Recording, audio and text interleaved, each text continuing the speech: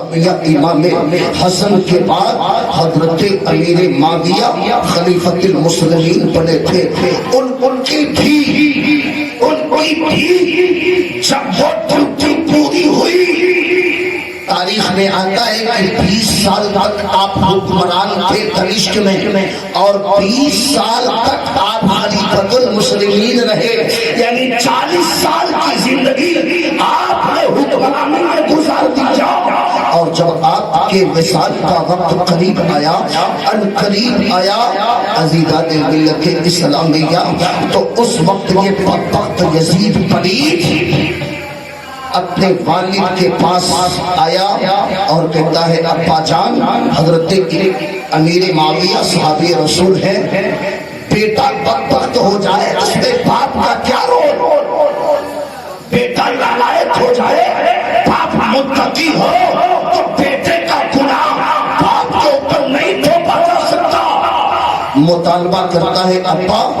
یہ بتائیے، اب آپ تو بیمار ہو چکے ہیں، اب مجھے ایسا لگتا ہے کہ اب آپ میرا ساتھ چھوڑنے والے ہیں، لیکن آپ کے وفات کے بعد پھر خلیفہ کون بنے گا؟ اتنا سننے کے بعد جن ہاتھوں نے امام کے ہاتھوں پر ہاتھ دے کر کے بیٹھ گیا ہو، وہ اتنے آسانی سے جواب کہاں دے سکتا ہے؟ پھر یزید نے مطالبہ کیا ابا بولو کہ آپ کی وصال کے بعد کون خلیفہ بنے گا، اس خلافت کی کرسی پر کون بیٹھے گا؟ عزیزان ملت اسلامیہ، اس وقت کچھ مجبوریاں دامن کی تھی. بات یہ تھی کہ آپ امام علی مقام اس وقت حسن بلوغ کو نہیں پہنچے تھے،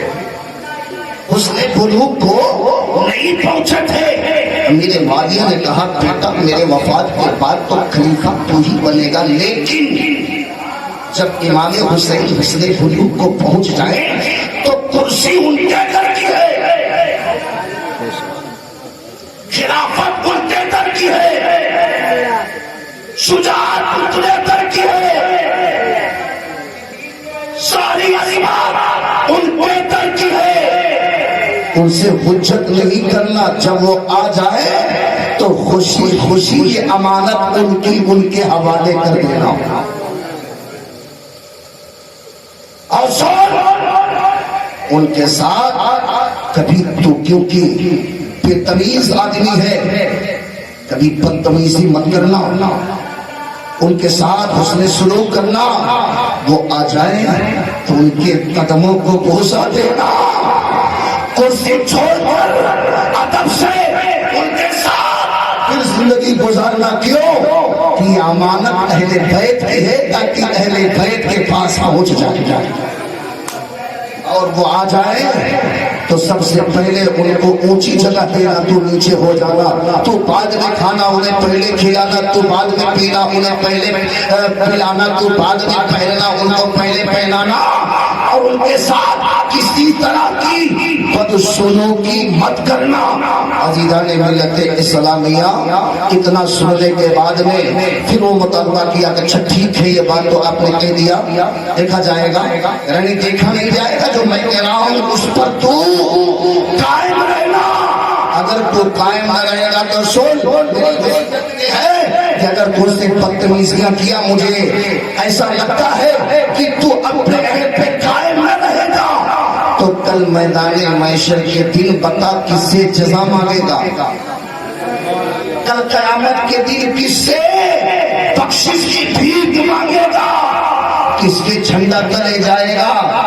ارے تو سن، تو اتنا تو سمجھ کہ وہی حسین ہیں جن کے نامہ محمد رسول اللہ ہے، وہی حسین ہیں جن کے گھر میں قرآن نازل ہوا ہے، وہی حسین ہیں جن کے گھر میں شریعت پڑی ہے، وہی حسین ہیں جن کے بابا حیدر کرنار ہے، شیر خدا ہے، وہی حسین ہیں جن کی ماں بنت رسول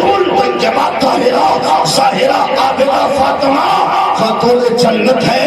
وہ حسین ہے جو جنتی جوانوں کے سردار ہے، وہ فاطمہ ہے جو جنتی عورتوں کی سردار ہے. تو ان سے اس نے شروع کر کے اپنی دنیا اور آخرت سنوارنا۔ عزیزان ملت اسلامیہ، بس اس پوائنٹ پر اتنا باتیں اور ہے، لیکن بس اتنا گفتگو کرنے کے بعد میں کہ عزیز سن، اگر تیرے بھیجے میں میری بات گھس گئی ہو تو ان کے ادب میں اور ان کی غلامی میں تیری نجات ہے، ان کی غلامی قبول کر لینا، ورنہ تیرا ٹھکانہ جہنم میں ہوگا۔ اتنی باتیں کہہ کے آپ کے سینے میں درد اٹھتا ہے، کچھ لمحہ آپ سینے پکڑتے ہیں، پھر اس کے بعد آپ کی ہچکیاں لگ جاتی ہیں۔ عزیزان محترم، حضرت امیر معاویہ کا وصال ہو جاتا ہے۔ انا للہ و انا الیہ راجعون۔ حضرت امیر معاویہ کے وصال کے بعد آپ کو بخود ہی معلوم ہے، ہر سال میں یہ تاریخ بیان کرتا ہوں، حضرت امیر معاویہ کے وصال کے بعد یہ بدبخت یزید پلید، یہ جہنمی کتا اس وقت اپنے باپ کے کیے ہوئے وعدے پر کھڑا نہ اترا، کیونکہ اپنے زندگی میں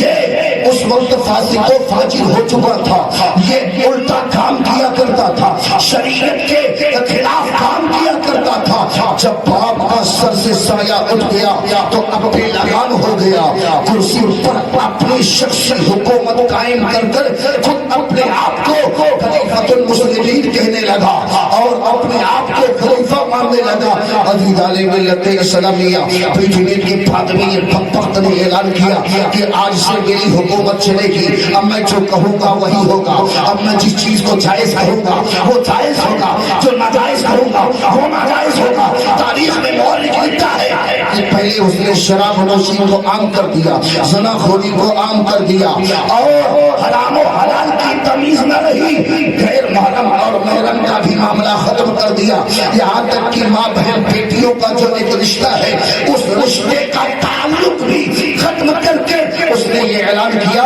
کہ کوئی اگر اپنے ماں سے نکاح کرنا چاہتا ہے تو کر لے، اپنی سگی بہن سے نکاح کرنا چاہتا ہے تو کر لے، اگر جو جس طرح سے زندگی گزارنا چاہتا ہے تو گزارے، اس پہ کسی طرح کا قصاص نہیں لیا جائے گا، اس پر کسی طرح کا ظلم نہیں کیا جائے گا۔ اللہ اکبر کبیرہ، یہ حدود اللہ کو توڑنے والا فاسق و فاجر کرسی پر بیٹھتا ہے، یعنی اپنے آپ کو خلیفہ مانتا ہے، تو ہر دور میں ہر مزاج کے لوگ رہتے ہیں، تو جو ایک عام مزاج کے آوارہ مزاج کے لوگ تھے وہ تو جشن منانے لگے کہ اب صحیح حکمراں ملا ہے، معاذ اللہ رب العالمین، اب صحیح معاملہ ہوا ہے۔ یعنی جس مزاج کے لوگ رہتے ہیں اگر اس کے مزاج کے حساب سے کام ہو جائے تو اس کو بڑی خوشی ہوتی ہے۔ اب جو ایمان والے تھے وہ رونے لگے، گڑگڑانے لگے، اللہ کی بارگاہ میں دعائیں کرنے لگے کہ مولا اب یہ کون سا قانون ہے، اس قانون کو مد نظر رکھو۔ آج کے قانون کو مد نظر سے کم نہیں ہے، نہ سدھرو گے تو مٹ جاؤ گے۔ اے ہندی مسلمانوں، تمہاری داستان تک بھی نہ ہوگی داستانوں میں۔ اس نے جب اعلان کیا حرام کو حلال، حلال کو حرام، شخصی حکومت قائم کر کے، تو سب سے پہلے اپنے قاصدوں کو اپنا حکم نامہ دے کر مدینہ شریف کے گورنر ولید کے پاس یہ حکم نامہ بھیجا کہ جاؤ میری بیعت کا مطالبہ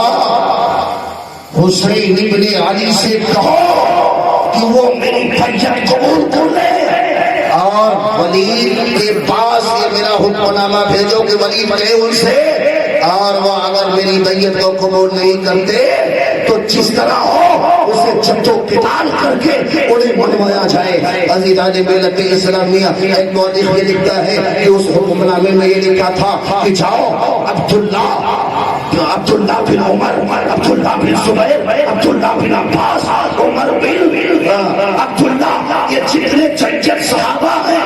انہیں بھی مجبور کرنا یہ بھی میری بیعت کریں، حسین ابن علی بھی میری بیعت کریں، اگر میری بیعت سے انکار کرتے ہیں تو ان سے جنگ کا اعلان کر دینا۔ عزیزان ملت اسلامیہ، تاریخ کو سنتے چلیے گا، ذہن کو قریب کر لیجیے گا۔ جب حکم نامہ ولید کے پاس یعنی گورنر مدینہ کے پاس جب یہ حکم نامہ پہنچا تو آپ نے دیکھا دیکھ کر کے آپ کے پیروں تلے زمین کھسک گئی، کیونکہ آپ خوش مزاج آدمی تھے، امن پرست آدمی تھے، امن مزاج آدمی تھے۔ جب یہ اس طرح کا آپ نے حکم نامہ دیکھا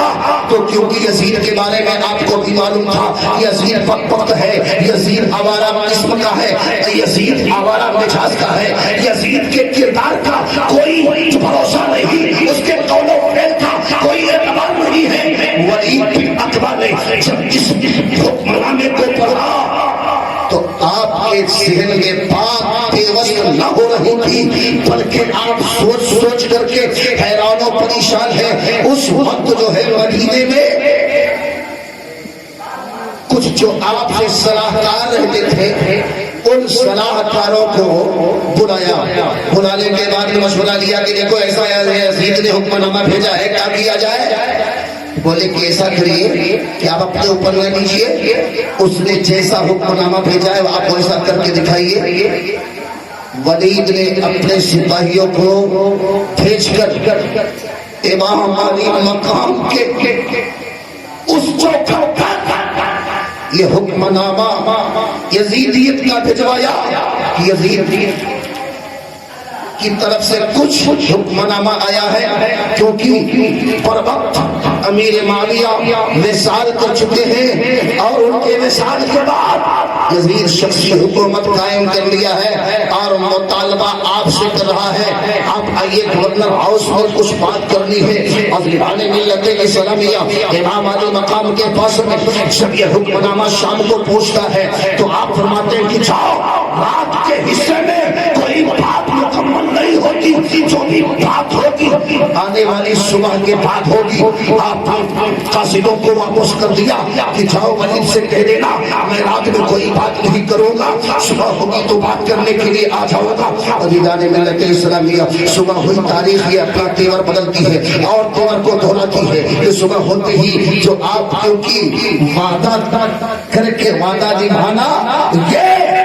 مردوں کی بات ہوا کرتی ہے۔ آپ نے وعدہ کیا تھا کہ صبح بات ہو جائے گی، اپنے وعدے کے مطابق آپ گھر سے چلے ہیں کہ چلے دیکھے ولید کیا کہہ رہے ہیں، اکیلے نہیں گئے، اپنے جانشینوں کو اپنے جو ہے جانشاروں کو ساتھ میں لے کر کے گئے، اور کیونکہ آپ کو خطرہ تھا کہ کہیں یزید کچھ ایسے درندے نہ بھیجا ہو، یزیدیوں کو یزیدی سپاہ کو نہ بھیج دیا ہو کہ مجھے بلوا کر کے میرے ساتھ دھوکہ کرا دیا جائے، کیونکہ آپ کو معلوم تھا کہ یہ دھوکے باز ہے، دھوکہ کر سکتا ہے۔ آپ جب گورنر ہاؤس میں پہنچتے ہیں تو جو آپ کے ساتھ میں آپ کے جانشار گئے تھے، جانفزا کرنے والے گئے تھے، مجاہد اسلام گئے تھے، انہیں وہیں گورنر ہاؤس کے گیٹ پر روک دیا۔ روکنے کے بعد میں آپ نے کہا کہ میں اندر جا رہا ہوں، اگر میری اونچی آواز سننا، اگر میری آواز اونچی اٹھے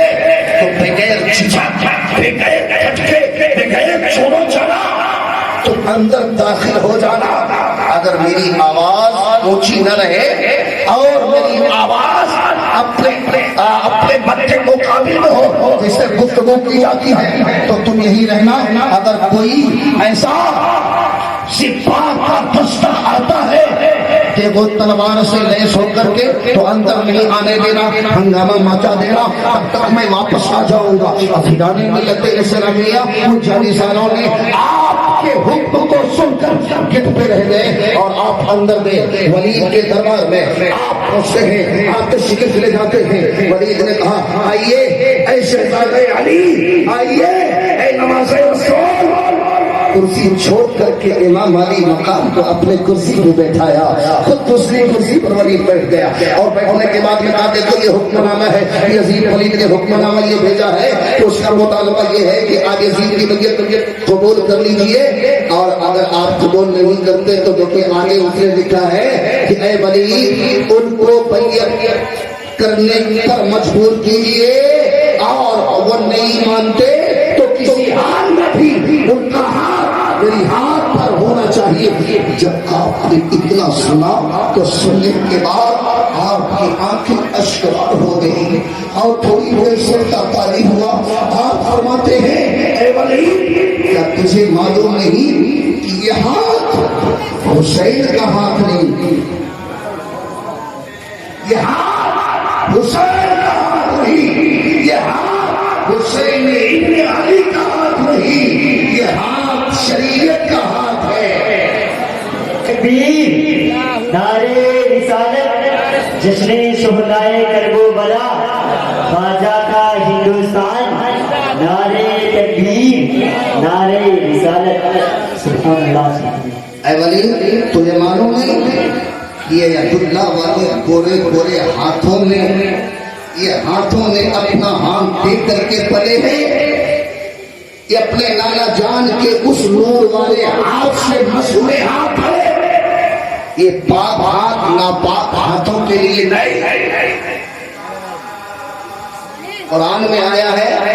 الطیبات للطیبین والطیبون للطیبات. 18ویں پارے کی آیت ہے سورہ نور. یہ سبحان اللہ, سورہ نور نور والے کی عظمت بیان کر رہی ہے. الطیبات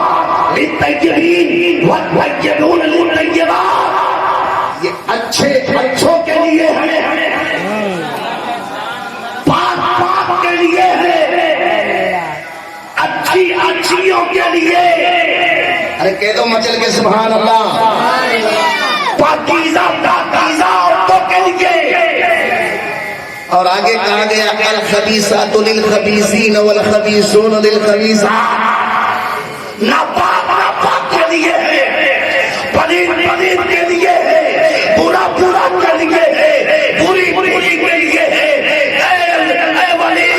یہ پاک ہاتھ ناپاک کے لیے نہیں ہے, نہیں ہے, نہیں ہے. اور یزید یا آپ گورنر کے حیثیت سے مجھے مجبور کریں گے تو میں اپنے نانا کے مدینے کو خون کی ہولی کھیلنے دوں گا. نانا کے مدینے میں خون نہیں لینے دوں گا, نانا کے مدینے میں جنگ نہیں ہونے دوں گا, کیونکہ یہ وہ مدینہ ہے جس مدینے میں 70,000 فرشتے صبح, 70,000 فرشتے شام کو اس کی سلامتی کی دعا کے لیے آتے ہیں. میرے نانا کے روزے پر 70,000 فرشتے سلامی دینے کے لیے آتے ہیں. یہ سلامتی والا مدینہ, یہ پاک مدینہ خون کی ہولی کھیل کر ناپاک نہیں ہونے دوں گا. اے ولی اگر یزید جان مانگے گا تو جان دے دوں گا, مال مانگے گا تو مال دے دوں گا, لیکن حسین سے ہرگز نہ ہوگا کہ وہ نبی کا دیا ہوا ایمان دے دے گا.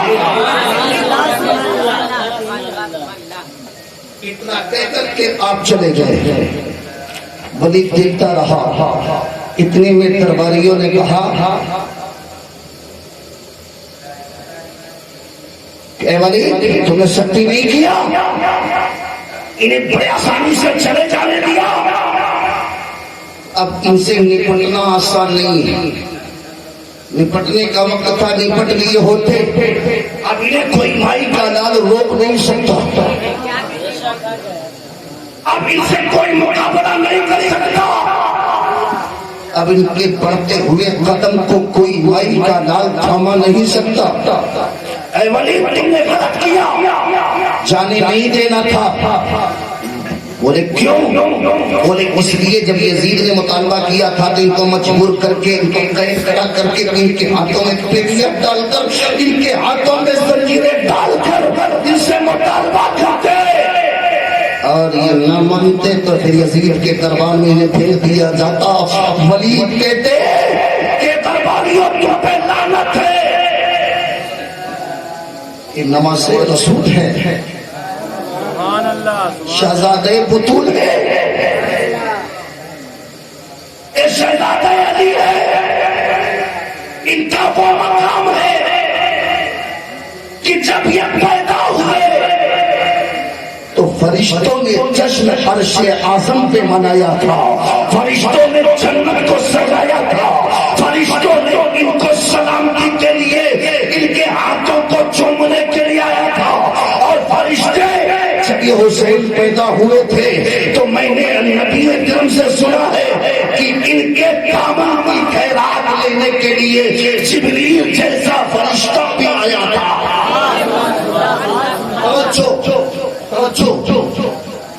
ایک بات میرے ذہن میں آ گئی، حسنین کریمین جب پیدا ہوئے، بہت سارے نقطے ذہن میں آتے ہیں، تو مدینے کے طور خوشیاں منائی گئی، ایمان والے خوشیاں منائے کہ آج نبی کے گھر میں ایک ایسا بچہ پیدا ہوا ہے، ایک ایسا بچہ پیدا ہوا ہے کہ آنے والے وقت میں وہ اسلام کا ایک بہت بڑا تاجدار بن کر کے ابھرے گا۔ اسی وقت یہ خبر گھس گئی کہ شہزادہ علی ظاہر میں ہے، کہ جگر گوشے بطول یقیناً ہے، لیکن حق تو یہ ہے یہ اسلام کی امانت ہے، یہ دین مصطفیٰ کی امانت ہے، یہ دین محمدی کی امانت ہے۔ یہ بات پہنچ گئی، اس وقت فرشتے آسمان پر جشن منانے لگے، جبریل اللہ کے حکم سے آگے بڑے، فرشتے دیکھ کر کے خوشیوں میں مچلنے لگے۔ اے جبریل آج اتنا خوش ہو کر کے کہاں جا رہے ہو؟ توجہ، یہ بات شاید ہی آپ کے ذہن میں پہلی بار میں ڈالنا چاہتا ہوں کہ حسنین پیدا ہوئے تو انسان نہیں، فرشتوں نے خوشیاں منائی تھی، خوشی منا کر کے جبریل آگے چلے، جبریل آگے چل رہے ہیں، خوشیوں میں مچل رہے ہیں، تمام فرشتے آپ کی خوشی کو دیکھ کر کے مسرت میں جھومتے ہوئے عرض کرتے، اے جبریل، اے آقا، اے میرے سردار کہاں جا رہے ہو؟ جبریل نے کہا، اے فرشتوں، نبی کے گھر میں ایک بچہ پیدا ہوا ہے جن کا نام حسین ہے، ان کے گھر میں خیرات بٹ رہی ہے، آج ان کے گھر میں خیرات بٹ رہی ہے، میں بھی ان کے دامن کرم کی خیرات لینے جا رہا ہوں، آج حسین کے ہاتھوں سے خیرات بانٹی جائے گی، حسین کے پیدائش کی وقت پہ خیرات بانٹ رہے ہیں مصطفیٰ، آج جو خیرات پا جائے گا وہ بھی قسمت والا ہو جائے گا۔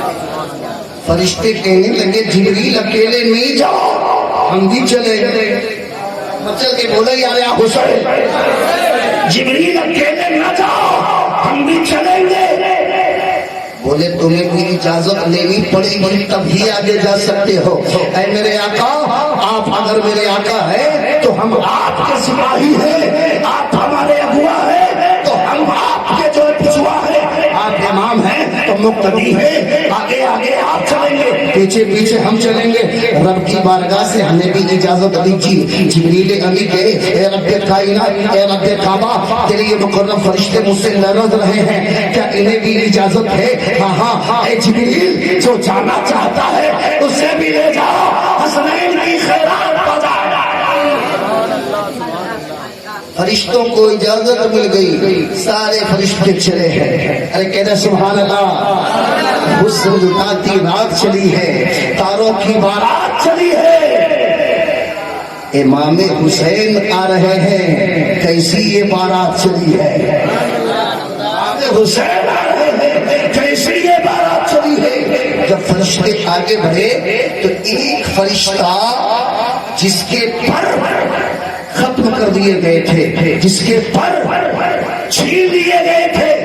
وہ کہیں آ جا نہیں سکتا تھا، یعنی وہ اپاہج ہو گیا تھا، وکلانگ ہو گیا تھا۔ سارے فرشتوں کو دیکھا، یہ کہاں جا رہے ہیں؟ روکا، روک کر کے کہا، اے جبریل، آپ ہمارے سردار ہیں، ان کو لے کر کے یہ بارات اتنی لمبی کہاں جا رہے ہو؟ جبریل امی نے کہا کہ آج فاطمہ کا لاڈلا پیدا ہوا ہے، علی کا شہزادہ پیدا ہوا ہے، مصطفیٰ کا نوازا پیدا ہوا ہے، آج اس کے دامن کرم کی خیرات بٹ رہی ہے، خیرات لینے جا رہا۔ عزیزان ملت اسلامیہ، وہ اپاہج فرشتہ کہتا ہے اے جبریل اگر ان کے دامن کرم کی خیرات بڑھ رہی ہے تو کیا مجھے بھی جانے کی اجازت ہے؟ جبریل کہتے تمہیں بھی اجازت لینی پڑے گی کیونکہ ابھی تک ان فرشتوں کے لیے اجازت دیا تھا اگر تمہیں بھی چلنا ہے تو چلو تمہیں بھی دامن کرم کی خیرات مل جائے گی تمہاری بھی قسمت سنور جائے گی تمہاری بھی بگڑی بن جائے گی وہ فرشتہ رب کی بارگاہ میں سر جھکا کر کے گریہ وزاری کرنے لگا اے مولا اگر ان کو اجازت ہوئی ہے تو میں بھی بے بس ہوں بے کس ہوں اپاہج ہوں وکلانگ ہوں مجھے بھی اجازت دی جائے اللہ کی بارگاہ سے اجازت مل گئی وہ اجازت پانے کے بعد پھر مطالبہ کرتا ہے مولا سارے فرشتوں کو تو پر ہیں یہ اپنے پروں کے ذریعے پہنچ جائیں گے میرے تو پر تو نے چھین لیے ہیں میں کیسے جاؤں گا تو ارشاد ہوتا ہے اے جبریل انہیں تم اپنی گود میں اٹھا کے لے جاؤ اے جبریل یہ لنگڑے فرشتے کو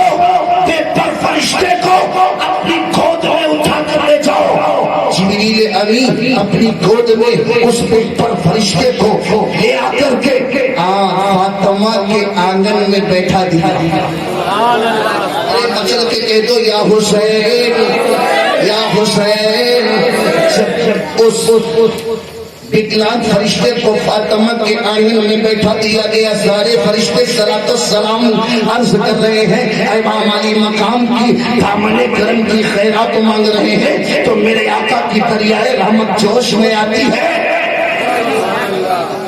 مصطفیٰ کے دینے کا کوئی حساب نہیں فرشتے کھڑے ہیں میرے آقا سامنے آتے فاطمہ